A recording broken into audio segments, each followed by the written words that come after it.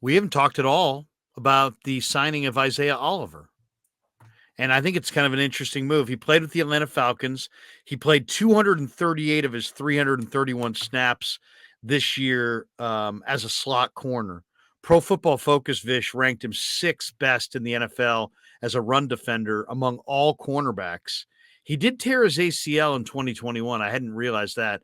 But I see him competing with Sammy Womack for the starting slot job. Second round pick out of Colorado. He gave up 57% completion percentage this year in 12 games, defensed 6 passes, had 1 pick, 3 tackles for loss. It's a good sized corner. What do you think of Isaiah Oliver? He's the new slot corner addition. Do you like him? Yeah, so I've seen the numbers on him, and the numbers look pretty good, right? And I remember coming out of Colorado, he was a pretty good player.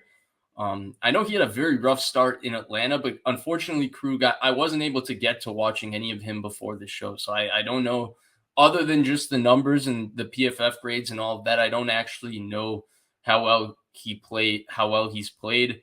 In the brief, whatever I caught the Falcons this year, he didn't do that much besides having a pick in the Niners game, which was kind of an up for grabs play from Jimmy Garoppolo, where he just threw a pop fly, and he did a nice job tracking and going up and getting the ball out of the air. Credit to him there.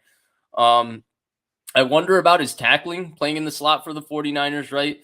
The Niners, when they go to nickel and they go to nickel, and they'll match 11 personnel with nickel all the time, right? And when you're playing a lot of these Sean McVay style 11 personnel teams that run Y zone out of 11 personnel, you have to have your nickel as part of the fit. It's just what happens. And Jimmy Ward did it at a high level. K'Wan Williams did it at a very high level. But your nickel has to be able to account for a gap in the run game at certain times. And they have to be able to replace. They have to be able to crack. Do all these little subtle things. I don't know if Isaiah Oliver can do those things, Larry. I haven't seen it. Perhaps he can. Perhaps he can. I'm not going to make a comment there. The one question I do have, you said he's going to compete with Sam Womack. I And think I would so. probably agree with that.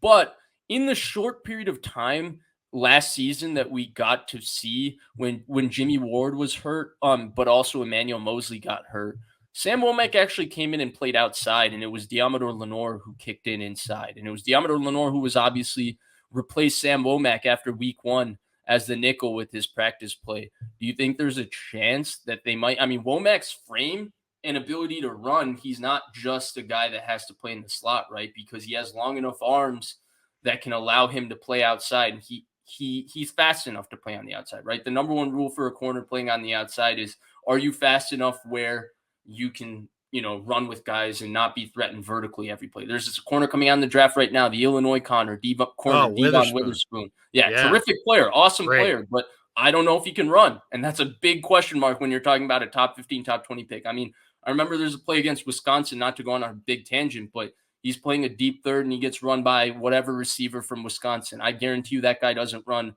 a 4.3 or a 4.4. That's scary when you're talking about a top 15, top 20 corner.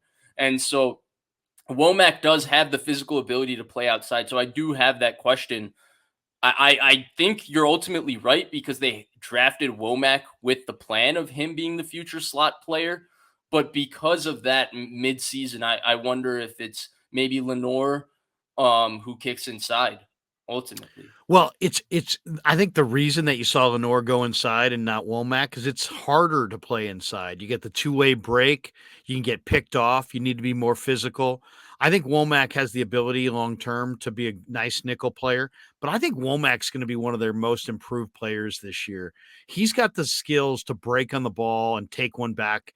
I think you're going to see him be a little quicker, a little bit more sudden, a lot smarter. He had opportunities to take several back this year, and he was Right. just a hair late. Next year, he's going to make a huge impact. But I like Womack on the outside.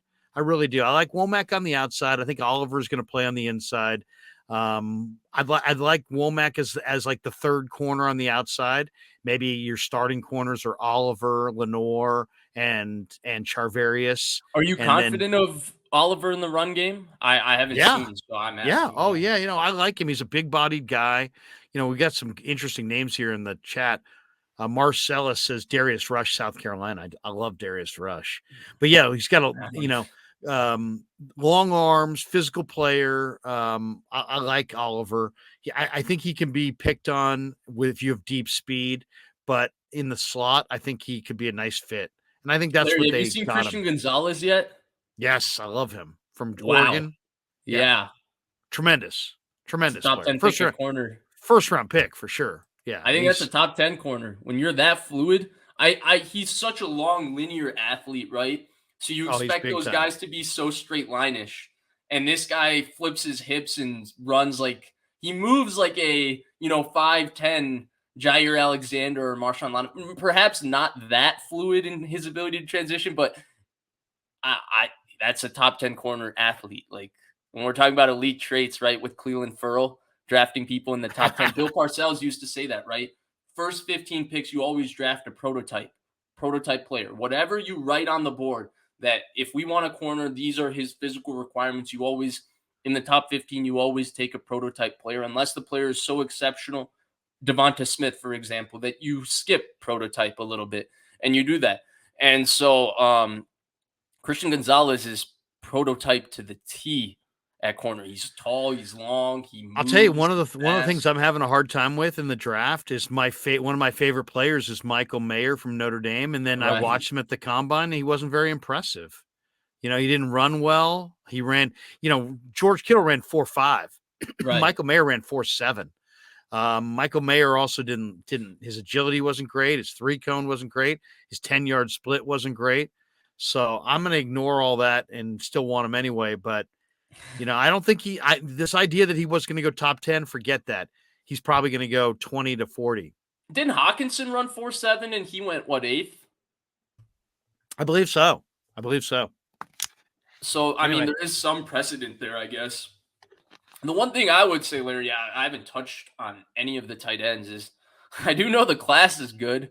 I mean, you watched any Utah game last year, Dalton Kincaid got caught like 85 passes in that game, and some of them were pretty contested because that quarterback, forgot his name, the one with the long hair, sucks. You're muted, Larry. Cam Rising. There, that's the name. Yeah, he Cam stinks. Rising. He's horrible. Yeah. But Kincaid was awesome, but he I wonder about how durable he's going to be at the next level. He's about 235, 240. And then you got Darnell Washington, who's freakiest of freaks. Yeah. You got the 6'8" guy Kuntz. Right. Then you got the Iowa Sam tight Laporta. end. Right. He looks, does he not have some George Kittle 2.0 to him, the Iowa tight end? I don't know if I'm just saying it because he's at Iowa, but no doubt. And he's not as fast as Kittle, but Payne Durham's a hell of a receiver for Purdue. Yeah. You got to check out Payne Durham. Tom